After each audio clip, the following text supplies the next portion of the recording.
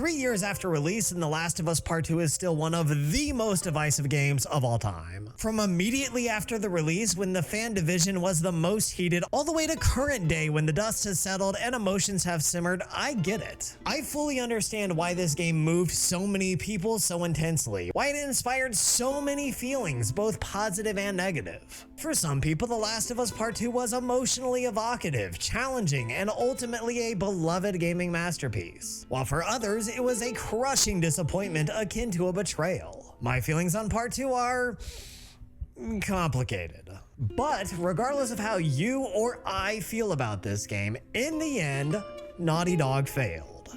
They failed not only us the players, but also they failed Ellie.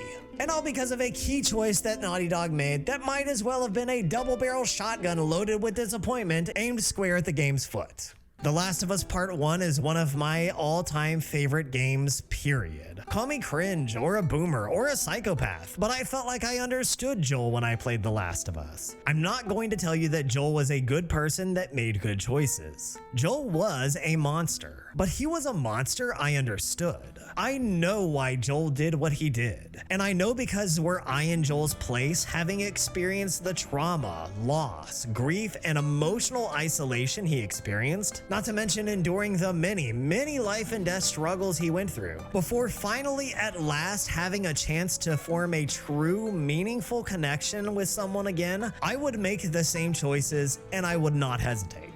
In Joel's shoes, if somehow the Lord gave me a second chance in this moment, I would do it all over again. Now, understanding this, you might have some idea of where I sit with this game and why I am deeply conflicted. There are some aspects of Part 2 that I outright hate. I hate some specific decisions the game makes. I hate how the game tells some of its story, and I despise some of the ridiculous mischaracterization the game goes through in order to get to some of its specific story beats. There are moments in this story that just feel so forced, so clumsy and contrived, and entirely avoidable. All of this is true.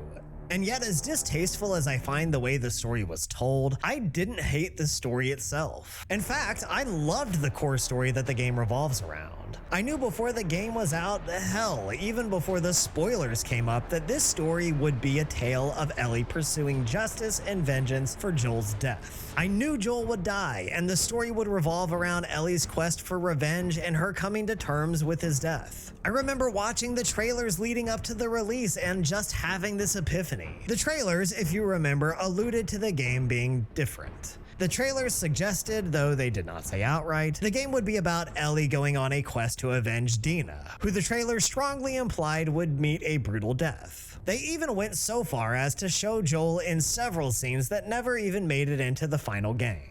And while I have issue with what I suspect were the reasons why Naughty Dog employed some deceit in their advertising, in general, I was fine with this. Once I realized that Naughty Dog would pull the switcheroo and actually kill Joel instead, I was far more invested. They could have killed Dina off and I wouldn't have batted a lash. And actually, I would have been disappointed at how contrived and just average that story is. But a daughter avenging her lost father, the story of a child so bereft and emotionally shattered by having their parents so violently ripped away from them that they would move heaven and earth themselves to see their murderers brought to justice for their misdeeds.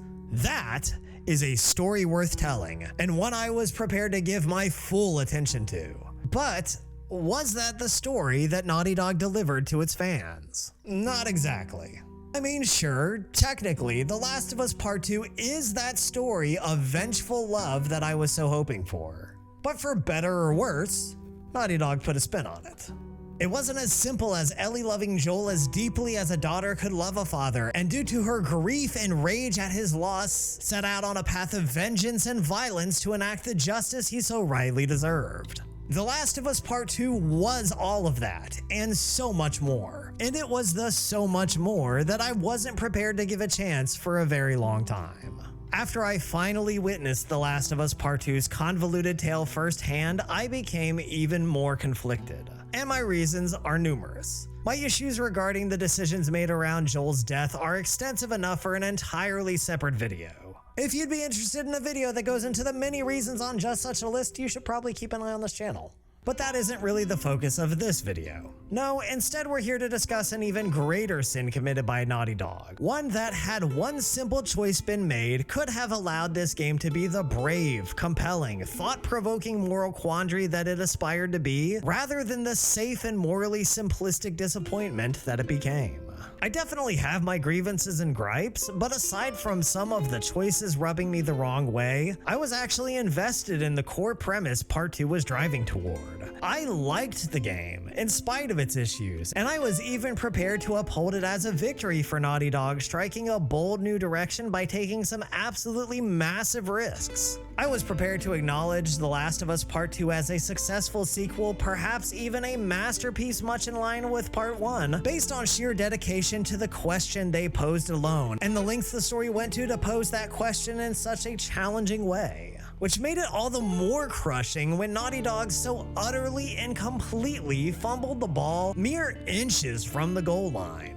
Let me be clear on this. However you feel about this game as a whole, it is undeniable that in the final moments of The Last of Us Part 2, Naughty Dog delivered to the world the biggest fumble in gaming history. I consider this fumble to be more significant and crushing than utter trash like Redfall, the Saints Row remake, or even the Golem game. Because while all of those games were infinitely worse than The Last of Us Part 2, let's be honest, none of those games even had their hand on the ball in the first place. Part 2 did. The Last of Us Part 2 was running in a 50-yard touchdown in the Super Bowl of video games. That's like really good if you're like a true gamer and you don't know what that means. It's fine, I know you don't know. It's really good. It's the best. At the core of The Last of Us Part 2, beyond revenge and brutality, beyond the cycles of violence and endless killings that Ellie and Abby engage in, beyond the tragedy of loss and the trauma that never leaves, more than the ways in which we enact revenge on others leave scars and memories we can never erase, there is one central overarching question. It's a question the game poses to Ellie, and even more so, a question Naughty Dog poses to its players.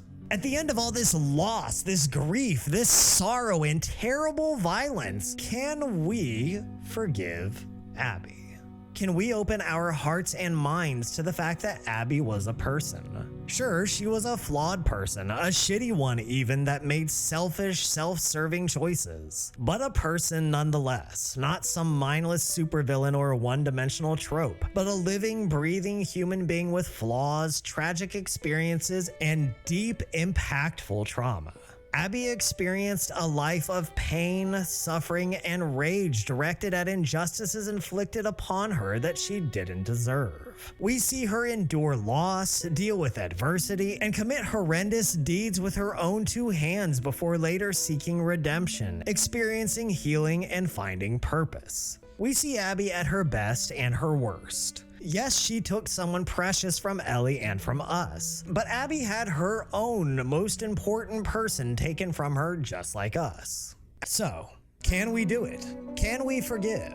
Can we see humanity in Abby and thus answer with humanity in ourselves? And if we struggle to do so, what do we do with that? Now, I'm certainly not the first person to recognize this question, nor am I the first person to see how Naughty Dog, ballsy and brave though they tried to be in making this game, ultimately pussied out in the end, forcing a predetermined outcome on its players instead of leaving us the freedom to choose that all-important answer for ourselves. This lack of choice dulls the impact and any potential meaning for the game's intensely emotional ending. Any message or lesson here is made hollow by the lack of choice to resolve this wild roller coaster of conflict between these two people that finally comes to an explosive head. And what's worse is it ignores layer upon layer of themes within The Last of Us Part 1 and 2 that are tied to choice, both within the context of the game's plot and within the game's systems. Choice and the lack of choice are reflections of both the characters and the player. These choices are the catalyst for every major event within the Last of Us franchise. Choice and the lack of choice is so incredibly important and impactful to how we as players experience Naughty Dog's unfolding drama that I am still to this day, years after Part 2's release, dumbfounded that Naughty Dog couldn't see how vital it was to incorporate choice into not only the themes of this story, but also the player's own experiences. Let's start with the obvious. A major plot and thematic focus in The Last of Us Part 2 is Ellie's lack of choice during the events at the end of Part 1.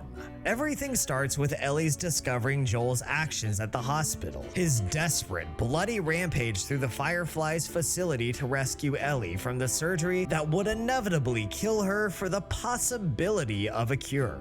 Ellie is distraught, heartbroken, and angry that she didn't have the chance to make the choice for herself, to decide if she was willing to make that sacrifice and, in her eyes, make her life matter.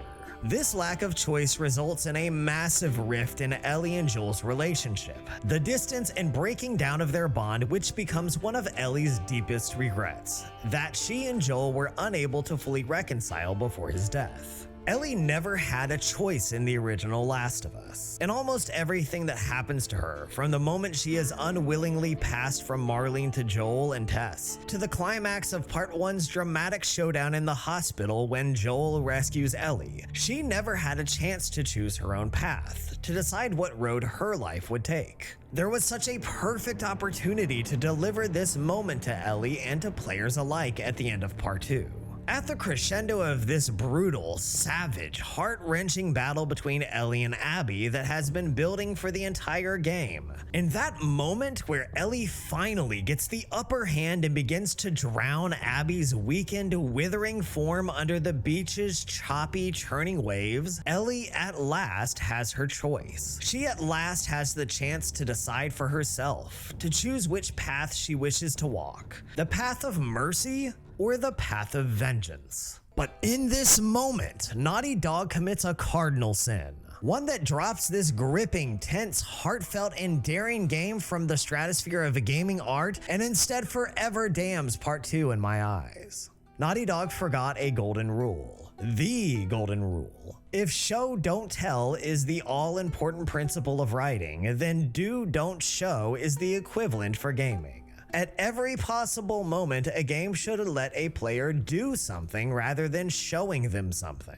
Allowing players to directly connect with a game through participation and decision-making is why games transcend all other mediums. It is Naughty Dog's greatest failure that they didn't remember such an essential element of gaming design in one of the most pivotal moments in all of gaming. On occasion, I've seen people discussing this lack of choice at the end of The Last of Us Part 2, and the protest I most commonly see raised against having a choice is that the players didn't get to choose when Joel took Ellie from the Fireflies in the end of Part 1. To me, this is an empty argument. If you understand Joel, if you really identify with him, understand him as a character and what he's been through, then it should be obvious that for Joel, there was no other choice he could have lived with. We can argue morality, right and wrong, and whether the Fireflies would have actually saved humanity or just needlessly murdered the only source of a cure the moment they got their hands on it, but all of that is beside the point. For Joel, the loss of Ellie would have destroyed him completely, and Joel could not have possibly come back from that. For Joel, there was no choice here, and so thematically, it made sense that there was no choice for the player either. But this isn't the case for Ellie. For Ellie, who has always been shown to be a beacon of light, goodness, wholesome nature, and mercy in an otherwise brutal, cruel world, it makes sense that even as hungry for vengeance as she was, she might hesitate, contemplating mercy. It's equally plausible that given the trauma and loss, the grief and pain and hatred Ellie experienced over the course of Part 2, Ellie might instead choose to enact her vengeance once and for all. Both choices are appropriate from a narrative standpoint and from a gameplay player engagement standpoint as well. Everything about The Last of Us points toward this moment, this choice. There are so many layers, so many themes all coming together in one singular, crucial moment. For what? I mean, honestly, What was it all for? Why construct this whole game around this emotionally gripping, gut-wrenching moral dilemma just to take the dilemma away? Naughty Dog asked its players a question, a challenging, hard to answer, emotionally turbulent question. Can we forgive someone who wronged us? Can we show mercy to a person who has wounded us as grievously as a person can be wounded? Can we parse out our trauma and suffering enough to show compassion? Can we recognize another person's suffering and pain enough to stay our wrathful hand? It's a potent question, one that few mediums dare to ask, and one that only gaming could actually allow its audience to answer for themselves. Naughty Dog asked us a question, and they brought us to the precipice of making a choice. Unfortunately, once again, in the end, Ellie's choice was taken from her, and so was ours.